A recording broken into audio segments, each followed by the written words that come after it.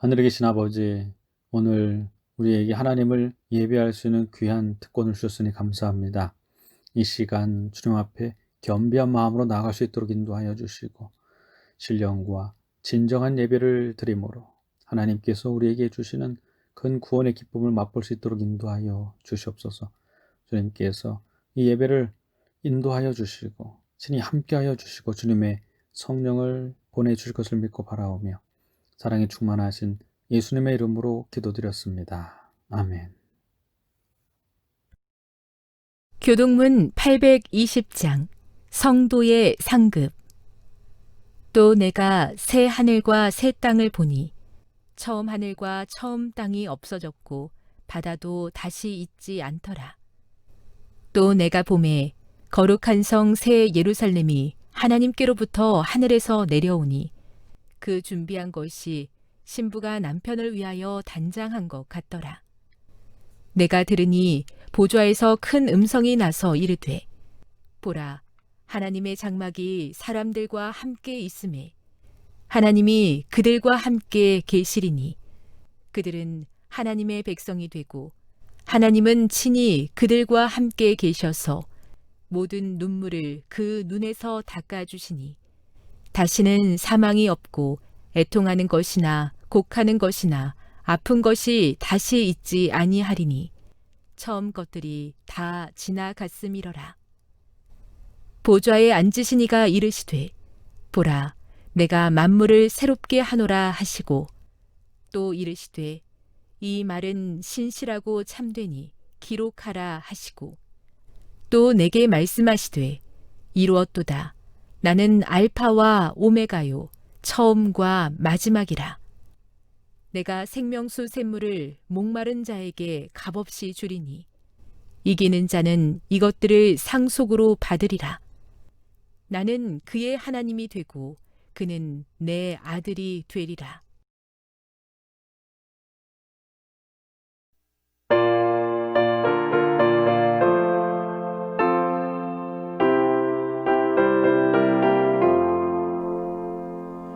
주의 무릎 아래 앉아 선한 말씀 들으니 즐겁고도 귀한 곳에 매일 가고 싶으다. 주의 무릎 아래 앉아 지낸 일을 살피니 예수님의 크신 사랑 나의 맘을 붙드네. 주의 무릎 아래 앉아 죄와 슬픔 버리고 육신 축복 더욱 받아 편히 쉬게 되었네. 주의 무릎 아래 앉아 울고 기도드리며 주의 풍성하심에서 매일 안위 받겠네. 무릎 꿇어 기다리니 주여 복을 주시고 사랑하는 주님 얼굴 뵙게 하여 줍소서. 주의 맘과 거룩하심 내게 채워주셔서 주와 친히 교통함을 증거하게 하소서.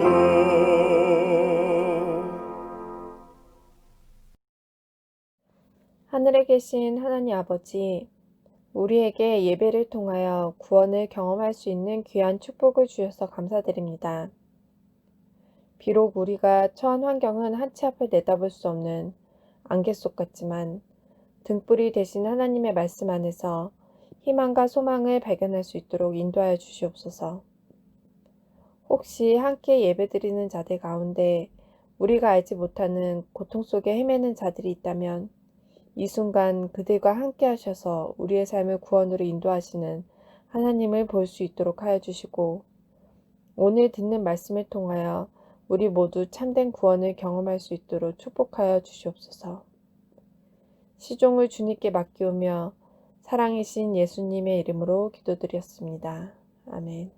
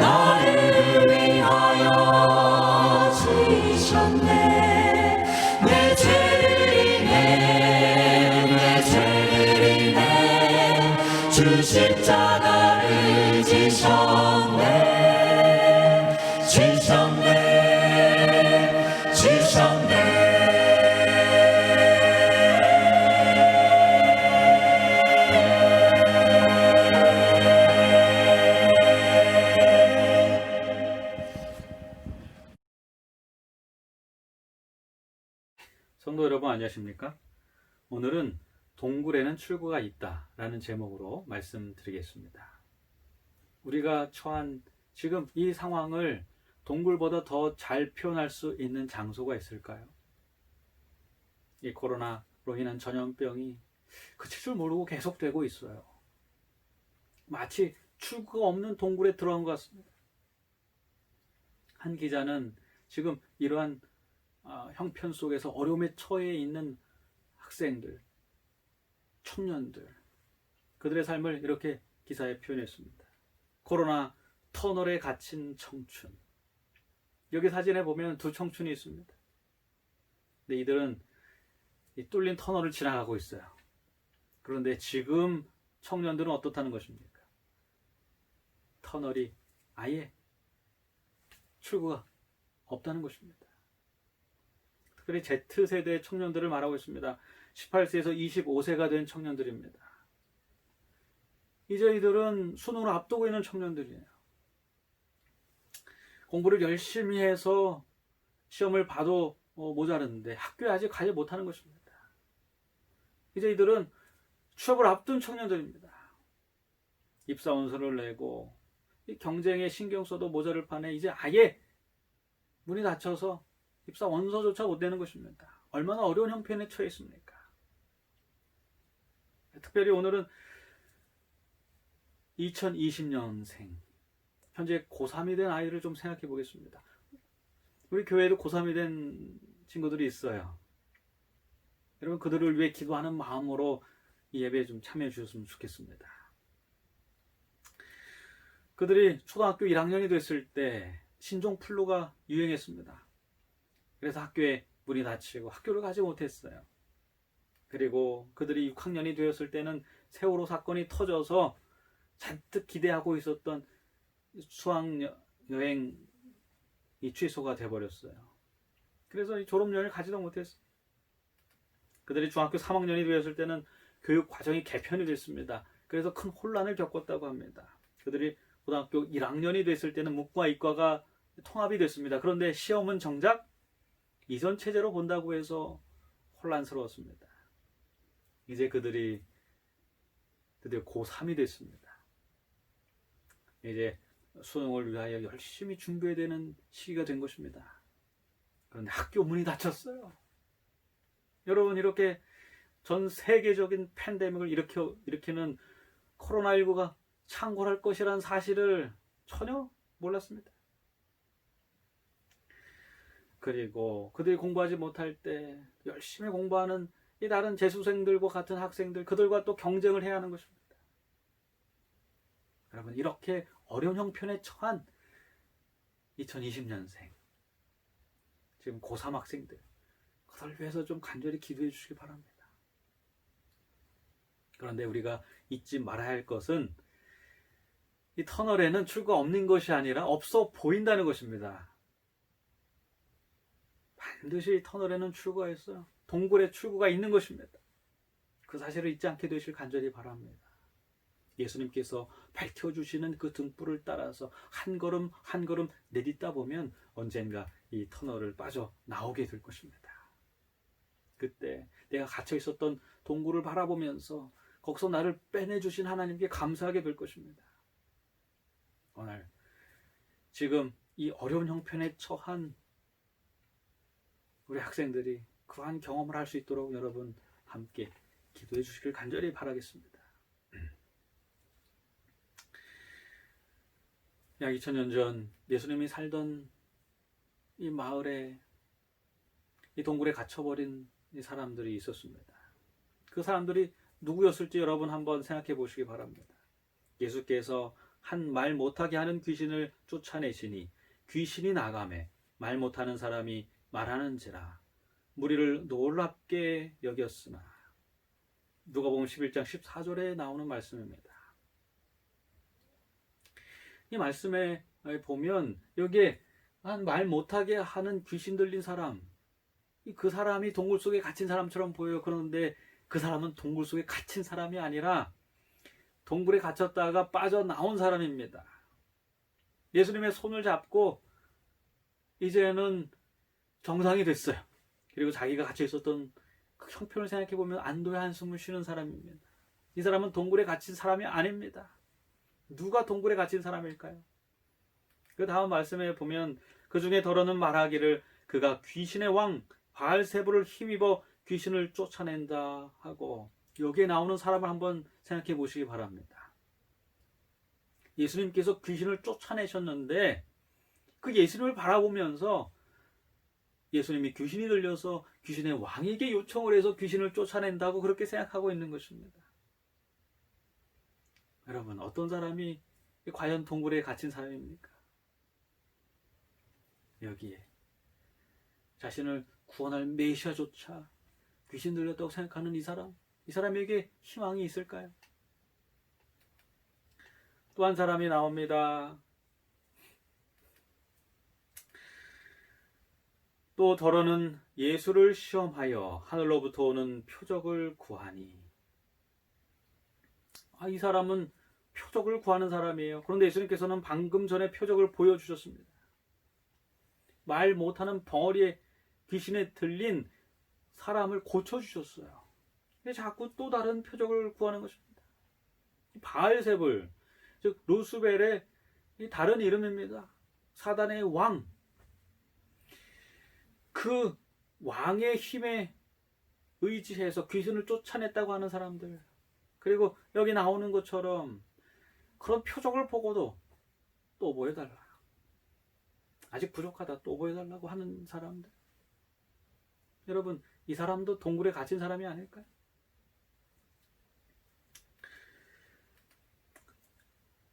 이렇게 편견에 빠진 사람, 끝없는 증거를 요구하고 만족하지 못하는 사람.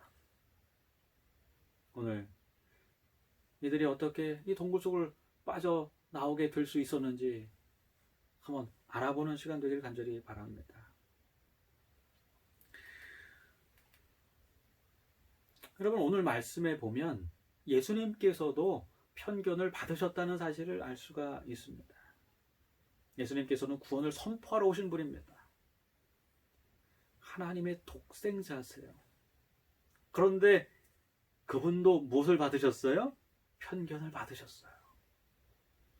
편견을 받으면 얼마나 고통스러운지 모릅니다. 그런데 예수님께서는 사람들로 하여금 귀신 들렸다는 편견을 받으셨어요. 언제부터 받으셨을까요? 여기 말씀 예수님의 사역 초기에 예수님의 가족들이 예수님을 찾아오는 장면이 있습니다. 그들이 찾아온 이유는 누군가로부터 예수님에 관해서 들었는데 그 내용이 무엇이냐면 예수님께서 귀신 들렸다는 거예요. 이미 예수님의 사역 초기에 예수님에 관한 편견은 널리 퍼져 있었습니다. 가족의 귀에 들어갈 정도로요. 근데 어떤 편견이었다고요? 예수님께서 귀신 들리셨다는 편견입니다. 누가 그러한 편견을 사람들한테 말했을까요? 여기에 보니까 예루살렘에서 내려온 서기관들, 그가 바알세불, 귀신의 왕 사탄을 짚혔다 하며 또 귀신의 왕을 힘입어 귀신을 쫓아낸다 라고 말한 것입니다. 그들은 유대의 지도자들이었어요. 그들의 입에서 나온 말을 그저 거리낌 없이 생각해보지도 않고 그대로 믿고 예수님을 바라볼 때에 저분이 귀신 들렸지라고 그저 생각하는 수많은 사람들이 있었던 것입니다. 예수님은 그런 편견에 시달리면서 사셨어요. 오늘 우리가 살고 있는 시대도 편견의 시대입니다. 우리도 편견을 받고 있지 않습니까? 특별히 코로나로 전염병이 온 세상에 창궐하고 있는 이때에 우리는 어떤 편견에 시달리고 있습니까? 한 중년 남성이 친구와 함께 전철에 탔다고 합니다. 그리고 자리에 앉았어요.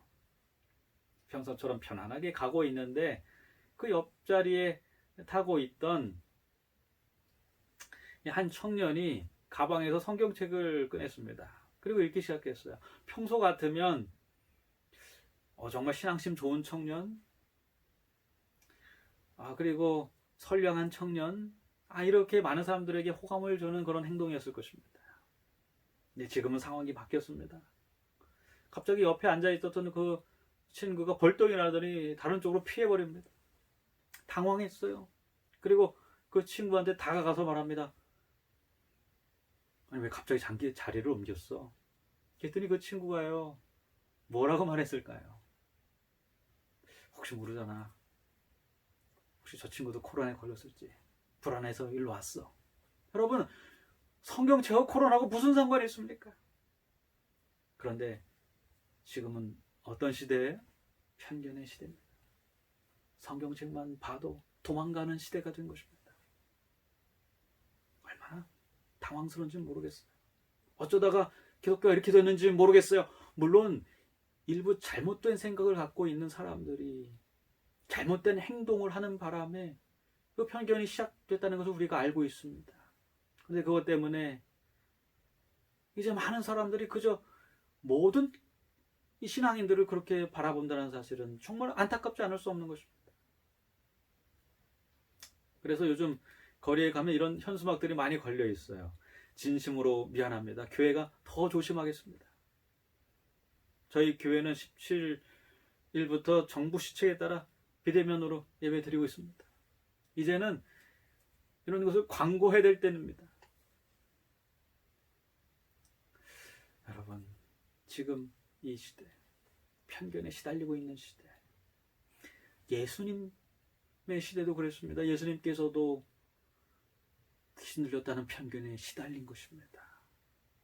그런데 정말 중요한 것은 편견을 당하는 사람도 고통스럽지만 오히려 편견에 사로잡혀 있는 사람들, 예수님께서는 그들을 위하여 걱정하셨어요. 왜냐하면 그들이 잃을 것이 더 많았기 때문에 그런 것입니다.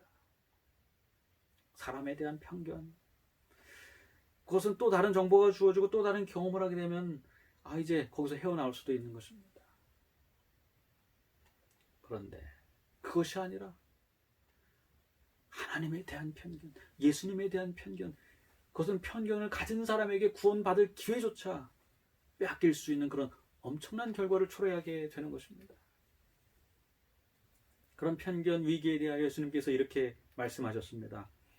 내가 진실로 너희에게 이르노니 사람의 모든 죄와 모든 모독하는 일은 사하심을 얻되 누구든지 성령을 모독하는 자는 영원히 사하심을 얻지 못하고 영원한 죄가 되느니라 하시니 이는 그들이 말하기를 더러운 귀신이 들렸다 함이로라.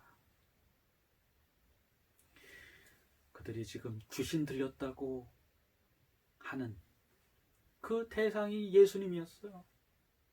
그들은 예수님으로부터 구원을 받아야 할 사람들입니다. 그런데 그 편견 때문에 그 구원의 기회를 놓칠 위기에 처하게 된 것입니다. 영원한 생명을 잃을 위기에 처하게 된 것입니다. 여러분, 우리가 꼭 기억해야 됩니다.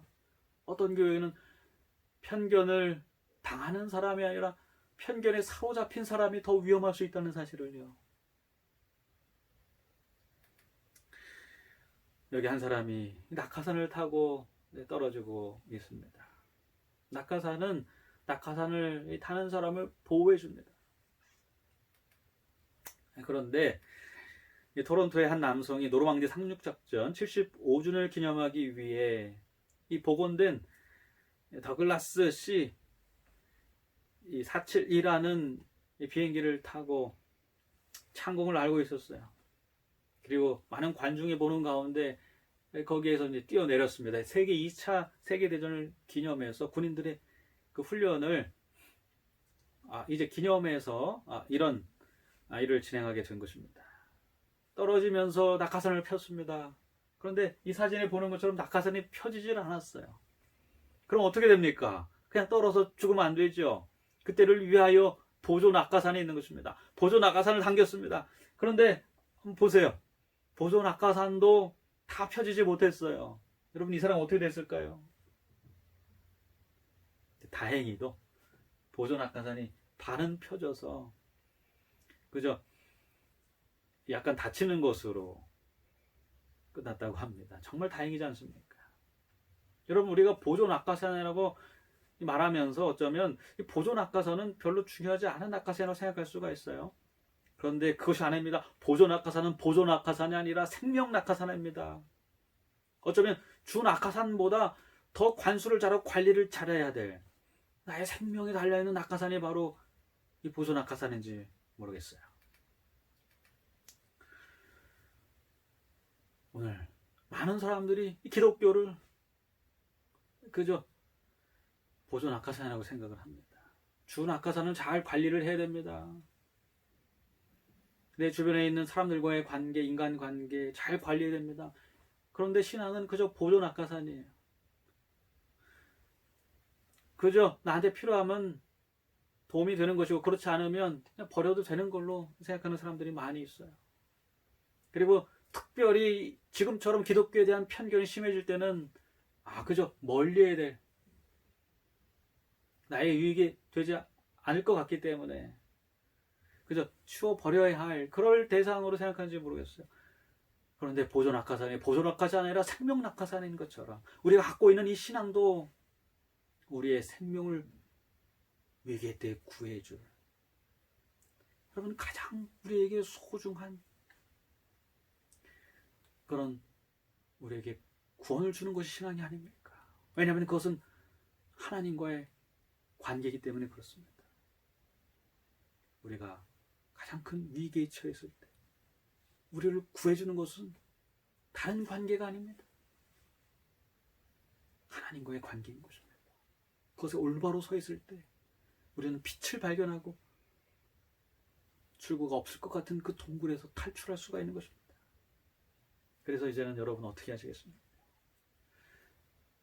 그럼 사실은 이 군인들이요, 준악하산도 중요하지만 보존악하산을 더 정비를 잘해야 하는 것입니다. 여러분, 우리에게 모든 관계가 다 중요하지만 하나님과 나와의 관계, 그 관계를 이럴 때일수록 더 세밀하게 점검해 보지 않겠습니까? 왜냐하면 그것은 우리의 영원한 생명이 달려있기 때문에 그런 것입니다. 마지막 시대로 이제 점차 갈수록 더 많은 시련과 더 많은 어려움이 찾아올 것입니다. 그때 우리를 구해주는 것은 다른 것이 아닙니다. 많은 사람들이 그저 보존악하시라고 생각한 하나님과의 관계, 그 신앙, 그것이 우리의 생명을 구하는 생명줄이라는 사실 여러분 잊지 않고, 이럴 때일수록 더 그 생명줄을 더 관리하고, 그리고 많은 사람들이 이 편견에 사로잡혀 있는 그 편견에서 벗어날 수 있도록 기도해야 할 것입니다. 두 번째로, 이 끝없는 중고를 요구하며 의심에 빠져 있었던 사람들이 있어요. 그들도 동굴에 갇힌 사람들입니다. 예수님께서는 그 전에 이미 여러 기적을 보여주셨어요. 오병이어의 기적, 변고침 죄사함의 기적, 나사로의 부활 등 여러 가지 기적을 보여주셨습니다.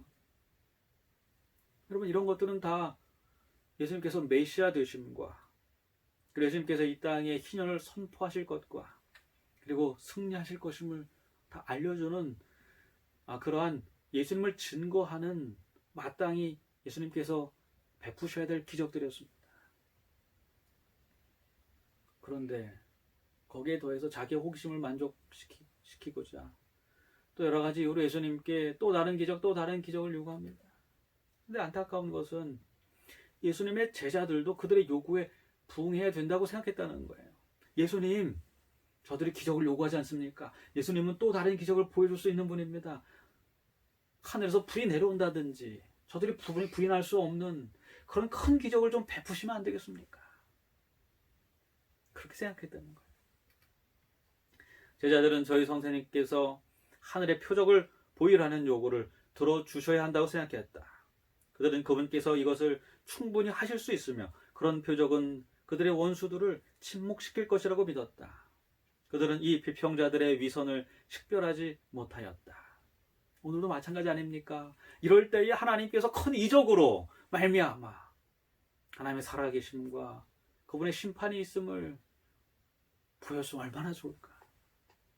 그런데 예수님께서는 그런 자들의 요구를 듣지 않으셨어요. 왜냐하면 제자들은 몰랐지만 예수님께서는 알으셨습니다.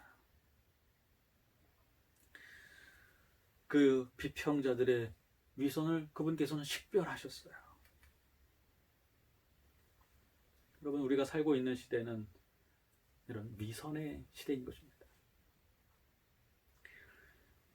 위선이라는 단어, 겉으로 선하게 보이지만 이 속은 다른 그것을 영어로 히포크라시라고 말하죠. 그런데 그 어원이 이렇습니다. 그 어원을 보면 그 단어의 의미를 더 잘 이해할 수 있게 되는데요. 어원적 의미는 가면을 쓰고 자기가 아닌 다른 사람의 모습으로 생각하고 말하고 행동하는 사람, 즉 연극 배우를 가리키는 말이다. 여러분, 이런 위선적인 행동에 사로잡혀 살고 있는 시대가 바로 저와 여러분이 살고 있는 이 시대 아닙니까?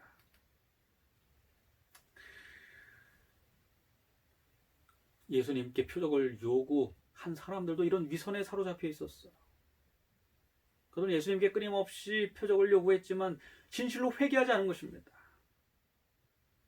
그런 데는 전혀 관심이 없었어요. 예수님은 그들의 위선을 간파하십니다. 그들은 뒤에서 예수님을 죽일 생각을 하고 있었어요. 바리새인들이 나가서 곧 헤롯 당과 함께 어떻게 하여 예수를 죽일까 의논하니라. 대제사장들과 서기관들이 예수를 흉계로 잡아 죽일 방도를 구하며 이르되 밀란이 날까오니 명제는 하지 말자 하더라. 여기에 그 당시에 유대 지도자들이었던 여러 분파들이 나옵니다. 사도개인들, 대사장들은 대부분 사두개인들이었어요. 그 다음에 바리새인, 서기관, 헤롯당.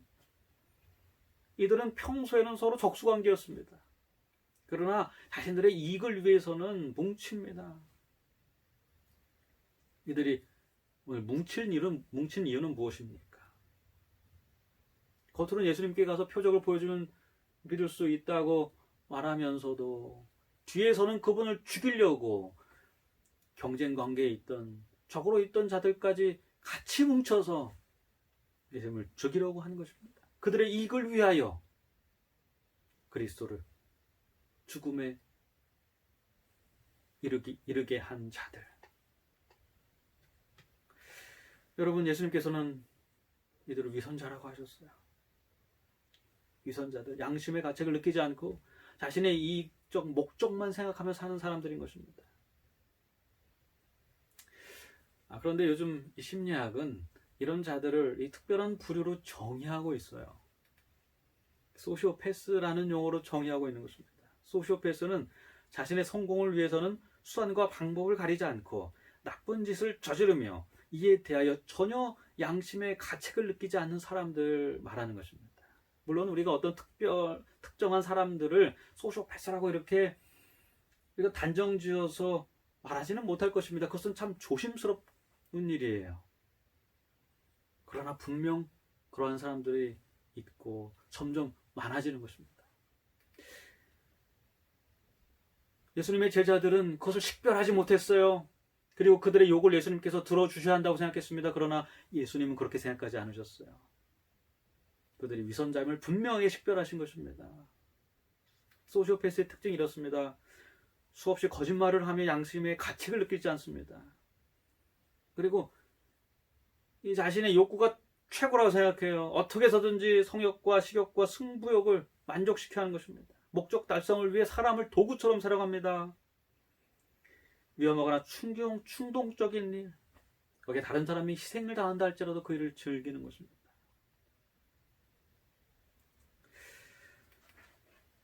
그런데 놀랍게도 이런 자들이 이 심리학자들의 말에 의하면 국민 10명당 1명이라고 그래요. 100명당 1명이라고 그래요. 100명당 1명. 얼마나 많은 예수님께서 질책하신 그런 태도를 갖고 있는 사람들이 이 시대를 살아가는지 모릅니다. 우리는 분명히 그들을 구분할 수 있는 지혜가 있어야 할 것입니다.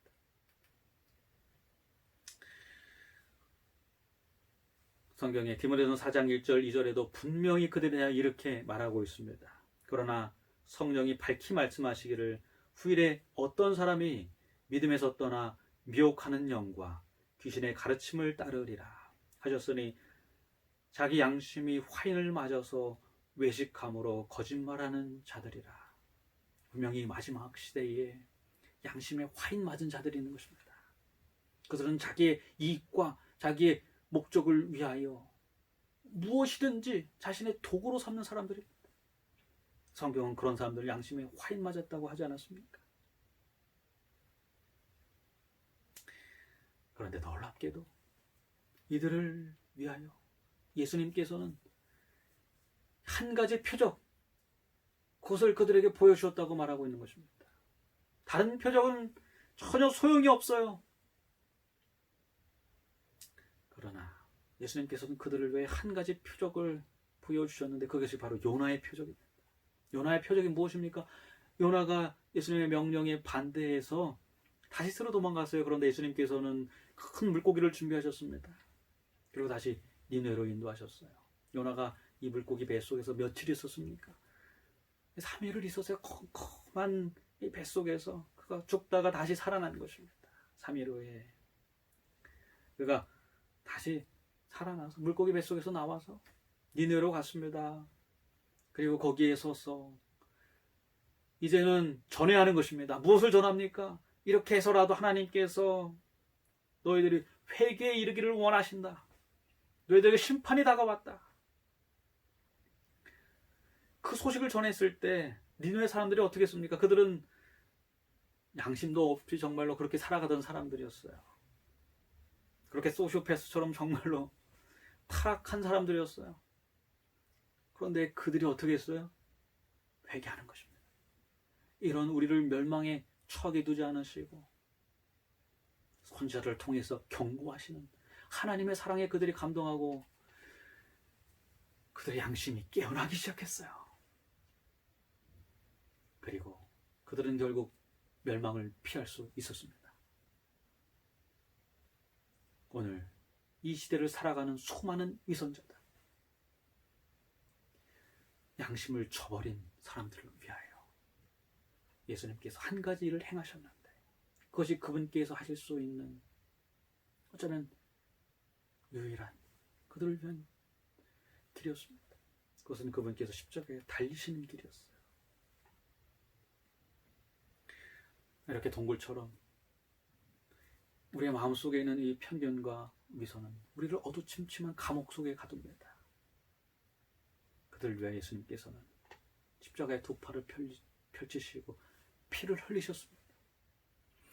그들은 그들의 이익과 목적을 위하여 다른 사람들의 어깨 위에 십자가를 지웠습니다. 예수님께서는 그 십자가를 받아지시고 그들과는 정반대로 그들을 위하여, 그들을 살리기 위하여 목숨을 버리신 것입니다. 여러분, 이 큰 예수님의 사랑, 그것만이 그들을 고칠 수 있는, 그들을 그 동굴에서 빼낼 수 있는 빛인 것입니다. 그렇게 예수님께서 십자가에 달려 돌아가시고 그들 위해 목숨을 버리시고 다시 부활하셔서 지금 우리의 곁에 빛으로 계신 것입니다. 너무나 환한 빛입니다. 광명입니다. 이 빛은 누구에게나 비치고 있습니다. 여러분, 그 빛에 다가가지 못할 사람은 이제 아무도 없는 것입니다. 우리 주에는 이미 그 예수님께서 십자가에서 보여주신 사랑의 빛으로 환하다는 사실을 여러분 꼭 기억하게 되길 간절히 바랍니다. 그런데 너무나 안타까운 것은 그럼에도 불구하고 그 빛을 바라보지 못하는 사람들이 있다는 것이지요. 오늘 예수님께서는 그것을 이렇게 말씀하셨어요. 내 몸의 등불은 눈이라. 내 눈이 성하면 온 몸이 밝을 것이요 만일 나쁘면 내 몸도 어두우리라. 우리 눈이라는 등불은요 스스로 빛을 내지 못합니다. 그러나 빛이 있으면 그 빛을 받아서 이 안을 환하게 하는 것입니다. 그런데 이미 우리에게 무엇이 있어요? 빛이 있어요. 우리의 양심을 깨울 빛, 하나님의 사랑을 십자가에서 모든 것을 버리시면서 우리에게 보여주신 그 예수님의 십자가라는 빛이 우리 주변에 너무나 환하게 있는 것입니다. 이제 뭐만 있으면 됩니까? 눈만 있으면 됩니다. 근데 눈이 나쁘면 온몸이 캄캄한 것처럼 어두운 것입니다. 여러분에게 그 눈은 무엇입니까? 무엇이 여러분에게 하나님의 사랑을 보여주고 있습니까? 어떤 사람은 이 찬양을 들으면서 하나님의 사랑을 느낀다고 그래요. 그 찬양의 노래소리, 다른 것으로부터는 별로 감동이 없는데 하나님을 찬양하는 그 음악을 들을 때 마음에 예수님을 모시게 된다는 사람이 있어요. 여러분, 그 빛들을 우리가 모아야 하는 것입니다. 어떤 사람은 예수님께서, 하나님께서 창조해 주신 천연계를 바라보면서 그 아름다움에 감동한다고 그래요. 하나님의 사랑을 느낀다고 그래요. 여러분, 우리는 그 빛들을 자꾸 모아야 하는 것입니다. 사람마다 다를 수 있습니다. 어떤 사람은 말씀을 읽고 기도하면서 하나님의 사랑을 강하게 느끼는 분들이 있어요. 밝은 눈을 가졌습니다. 그러나 거기에 멈춰서는 안 되는 것입니다. 더 밝은 눈을 가져야 하는 것입니다. 우리는 그 빛들을 하나하나 남김없이 다 모아야 하는 것입니다. 그래서 이제 예수님께서 십자가에서 보여주신 광명한 빛으로 나가야 하는 것입니다. 여러분, 그 빛에 이를 때까지 멈추지 않게 되시기를 간절히 바랍니다. 그런데 놀라운 것은 우리도 다른 사람에게 눈이 될 수 있다는 것이지요. 우리가 불신자들에게 보이는 친절함과 미소, 그것이 그들에게는 하나님의 사랑을 느낄 수 있는 통로가 될 수 있다는 것입니다. 그것이 그들의 눈이 될 수 있어요. 여러분, 우리 주변에 편견에 사로잡혀서 그리스도마저 거부할 위기에 있는 많은 사람들이 있습니다. 이럴 때일수록 그들에게 친절한 미소를 보내보시기 바랍니다. 이럴 때일수록 그들에게 그리스도인의 참된 봉사를 실천해 보시게 되기를 바랍니다. 그것이 눈이 되어 그들에게 이 편견을 깨고 그들 위선을 깨고 다시금 그들이 그 동굴에서 빠져나올 수 있는 그런 계기가 된다는 사실을 잊지 않게 되시길 간절히 바랍니다. 오늘 이 자리에 말씀을 듣고 있는 저와 여러분, 우리를 하나님의 사랑으로 이끌 빛은 무엇입니까? 오늘 그것을 반드시 찾아야 하는 것입니다. 그리고 그것을 모아야 하는 것입니다. 그렇게 더욱더 밝은 곳으로 나아가서 드디어 동굴에 갇혀 있는 것이 아니라 동굴에서 나와 밝은 빛을 바라보고 밝은 빛 가운데 사는 그런 축복받은 성도들 다 되시길 바라면서 오늘 말씀을 마치겠습니다.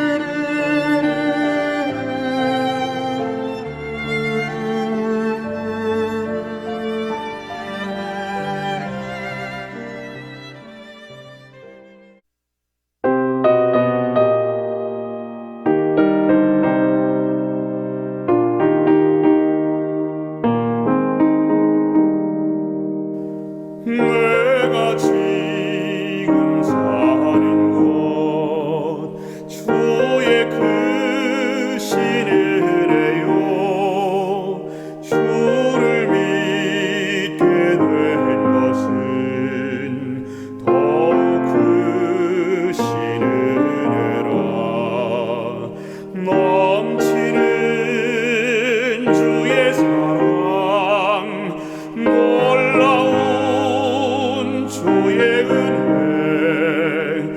날마다 경험하며 주께 감사합니다.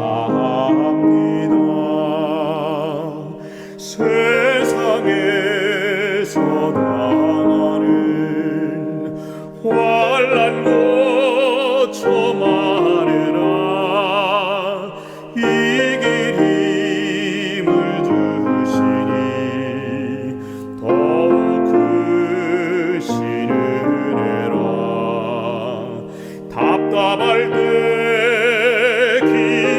기도로 길러질 때 손길로 어루만져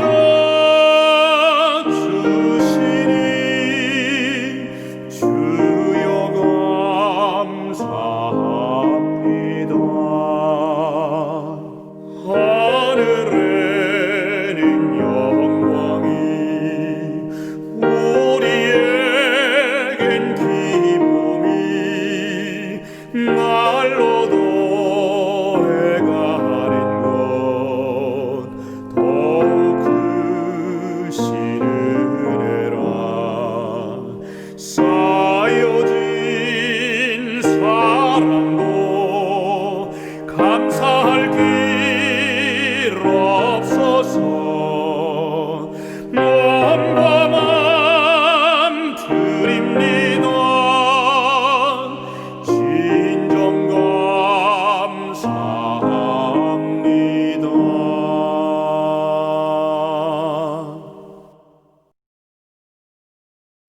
하늘에 계신 아버지, 오늘 말씀을 통하여서 우리의 끝나지 않을 것 같은 이 어두운 상황에도 끝이 있고 출구가 있음을 알려주셨으니 감사합니다.